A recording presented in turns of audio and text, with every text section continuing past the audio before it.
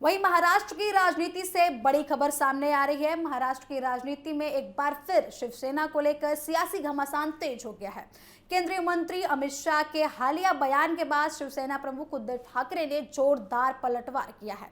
आपको बता दें कि उद्धव ठाकरे ने बिना नाम लिए अमित शाह पर निशाना साधते हुए कहा कि शिवसेना एक ही है और वे केवल बाला साहेब ठाकरे की शिवसेना है। उन्होंने ये भी कहा है कि उनकी पार्टी में आज भी बाला साहेब की सर्वोच्च भूमिका है और शिव सैनिकों के दिलों में उनका स्थान कोई भी कभी नहीं ले सकता।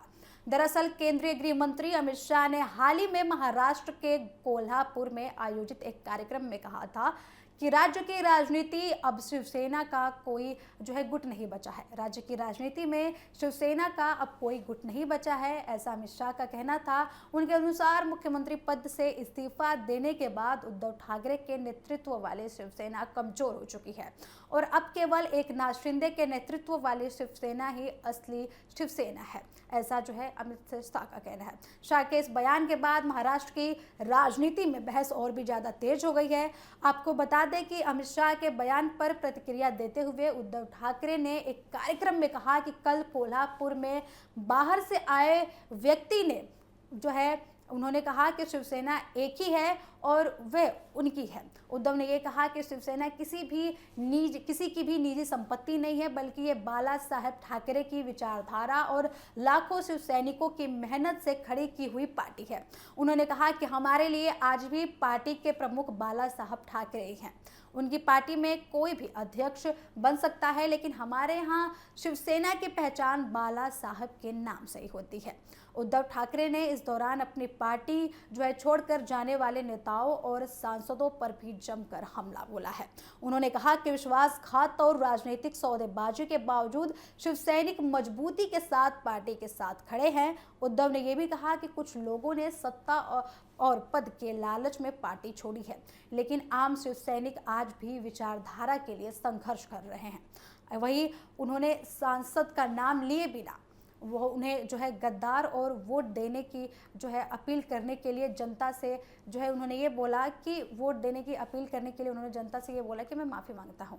मैंने उस टिकट उन्हें टिकट दिया जिनके लिए प्रचार किया, जो जनता को जिताने की जनता से उनको जिताने की अपील की, जिन्होंने बाद में पार्टी के साथ जनता के साथ विश्वासघात किया, लेकिन चुनाव जीतने के बाद उन्होंने कीमत बढ़ा ली और खुद को सांसदों ने बेच दिया, ऐसा उद्धव ठाकरे का कहना है। उद्धव ठाकरे ने यह भी कहा कि राजनीति में इस तरीके का चलन लोकतंत्र के लिए काफी खतरनाक है। अगर जनप्रतिनिधि जनता के भरोसे को तोड़कर केवल अपने फायदे के लिए फैसला लेने लगे तो इससे लोकतांत्रिक व्यवस्था कमजोर हो सकती है।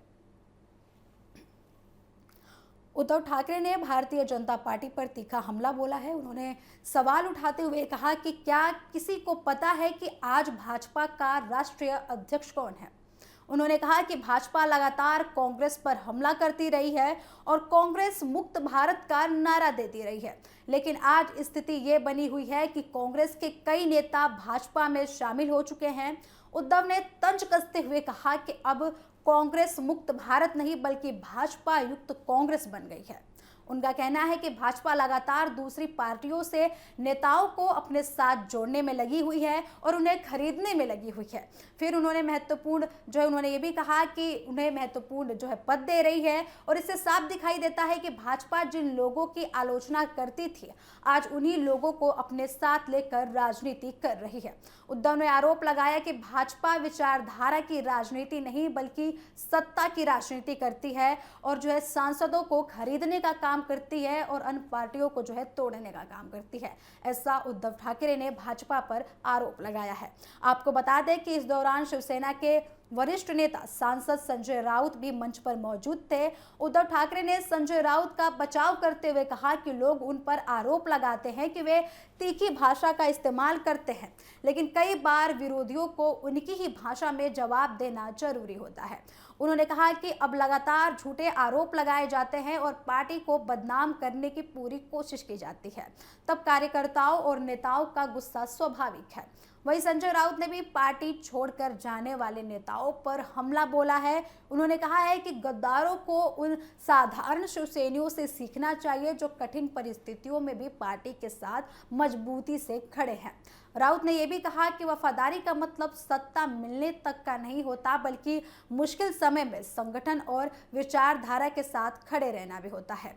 महाराष्ट्र में इस समय ऑपरेशन टाइगर को लेकर भी राजनीति जो है चर्चा में है। दरअसल पिछले कुछ दिनों से ऐसी अटकलें लगाई जा रही थी कि उद्धव ठाकरे के गुट के कई नेता और सांसद पार्टी छोड़ सकते हैं।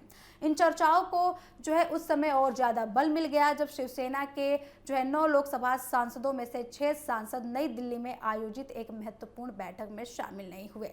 यह बैठक स्वयं उद्धव ठाकरे ने बुलाई थी, लेकिन इसके बावजूद भी ऐसा दृश्य जो है देखने को मिला।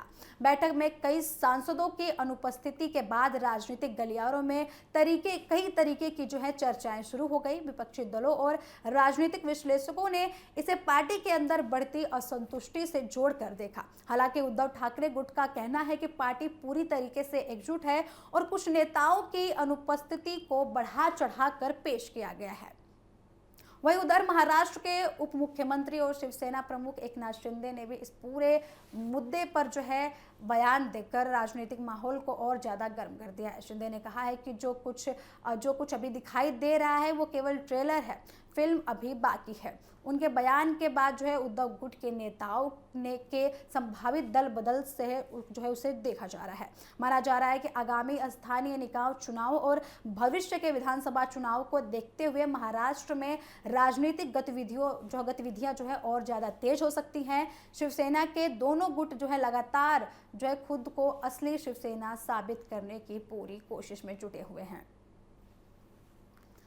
फिलहाल इतना तय है कि अमित शाह के बयान के बाद महाराष्ट्र की राजनीति शिवसेना को लेकर और भी ज्यादा बहस तेज हो गई है। उद्धव ठाकरे ने साफ संदेश दिया है कि वे अपनी पार्टी और बाला साहब ठाकरे की विरासत पर किसी भी तरीके का दावा स्वीकार नहीं करने को तैयार हैं। आने वाले दिनों में ये सियासी टकराव और भी तेज हो सकता है, क्योंकि दोनों पक्ष खुद को असली शिवसेना साबित करने की लड़ाई में लगे हुए हैं।